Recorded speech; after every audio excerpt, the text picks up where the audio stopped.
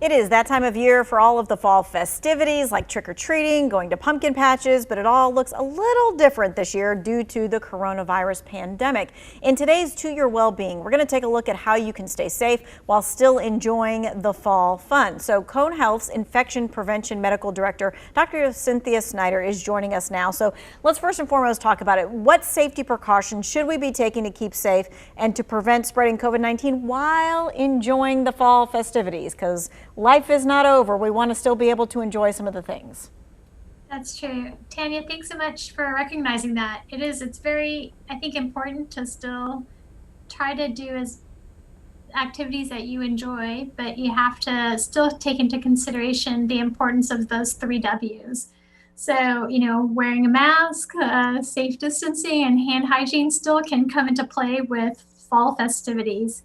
So I would say, especially if you're planning on going to a pumpkin patch, I would choose one that looks like they are anticipating to, decreasing crowds. I drove by a pumpkin patch recently and it looked like, they created like a line of cars and that a car would go out at one time, a carload of kids would go out at one time to pick their pumpkins and bring them back.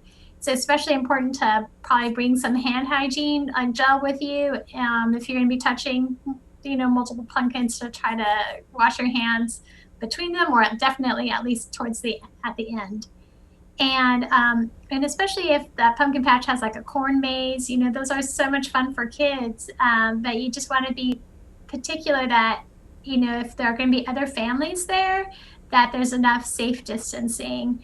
Similar to like doing any hay rides, seeing if those numbers of people that they put on the hayride tractor is limited to either just a couple families where you can have some safe distance. Again, if you're unable to get that 6 feet apart from people you don't know, or even like your neighbors that you're not constantly, that's part of your bubble, it's important to wear a mask. All right, so some people really like to go on the road to see like the fall leaves when they change. What kind of steps should people follow if they're riding in cars with people that maybe they don't live with, like their friends or their grandparents, and this is kind of like an outing that they do every year?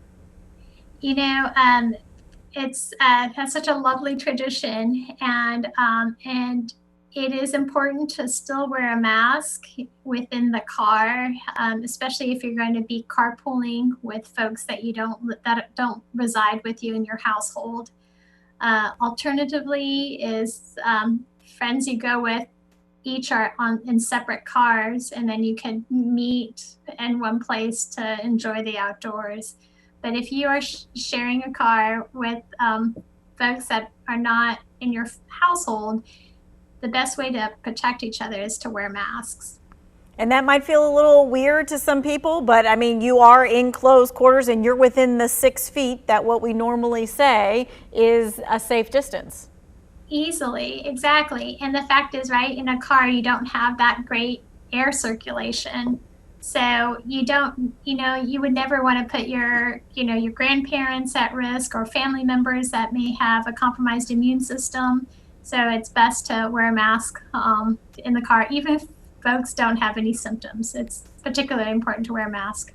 Because again, we don't know. You don't know right. if you have it all the time. Okay, so outside obviously better than inside during the pandemic. We've all heard that. But what do you do when the temps are too cool to be outside?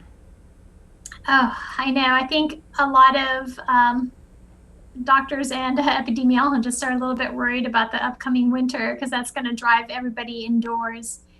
I would say that if you are having a gathering and it's exceptionally cool where you can't be outdoors, then again, it's like spreading out, not having too many people in a given room, and wearing masks if you're not 6 feet apart.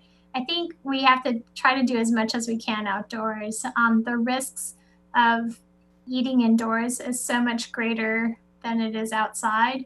But realizing, winter is probably around the corner, that it's inevitable that people are going to be indoors. Are there some activities that we should just avoid pretty much altogether that just pose a higher risk than others? I think a lot of people do have that pandemic fatigue, and they're so tempted to going out to restaurants with their friends, I think the key thing is making sure you're going to a restaurant that is, decreasing the capacity of, what they can handle. Maybe going to restaurants that have good air circulation, or maybe have like outdoor patios. And then I just feel like indoor eating is pretty risky, especially because you're sharing space with people you don't necessarily know. And we know that there has been transmission in restaurants earlier on in this pandemic. Okay, anything else you want to say on the fall festivities and things of that nature before we get into text questions? Sure. I think, right now the CDC is recommending not to celebrate Halloween in the traditional aspects. I still think people can make it fun for kids, still consider just, the size of the party or the kids, in a parade to be definitely spaced out. And if, you can do maybe outdoors, like some sort of a scavenger hunt. So you're trying to minimize the risks of a bunch of kids getting super close and sharing space, or like touching each other's candy and stuff like that. I think for folks who want to give out candy, making sure you can put it probably in like little plastic bags or individual wrapped containers, so that you're not digging into one bowl and touching, candy, or having you receive candy for your kids that you don't know if people have done proper hand hygiene. I think if folks want to try to do maybe like a virtual, like a Halloween costume or something like that, I think that probably would be fun as well. But it's still trying to capture the fun of Halloween, but avoid having any aspects where you're putting a lot of folks in a contained area. So, I think adult Halloween parties are probably very risky, and I would avoid those. And all I can think of is spreading out like my Halloween candy and then just Lysoling it down, right? Because you don't know how somebody else handled whatever the packaging is. Although you go to the grocery store and you do that too, and you handle things.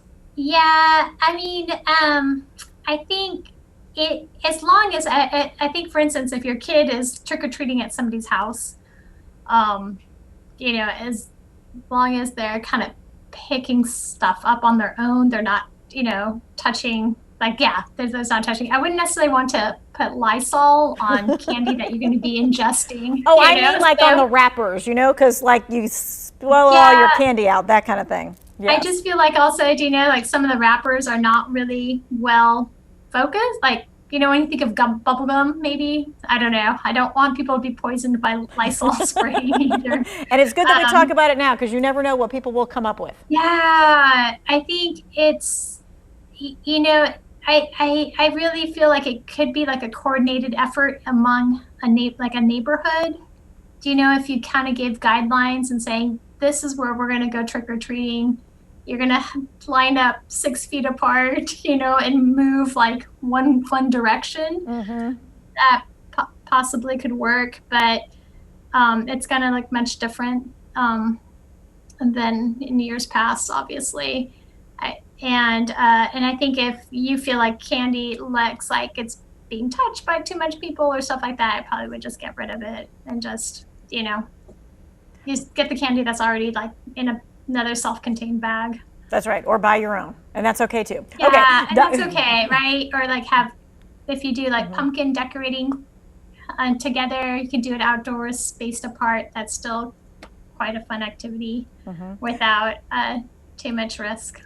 All right, Dr. Snyder is going to be with us until 6 o'clock answering your coronavirus questions. Maybe you've got a Halloween or fall related question or any kind of coronavirus question. You can text that question to 336-379-5775. We'll spend the rest of the half hour working to get your questions answered. We'll be right back.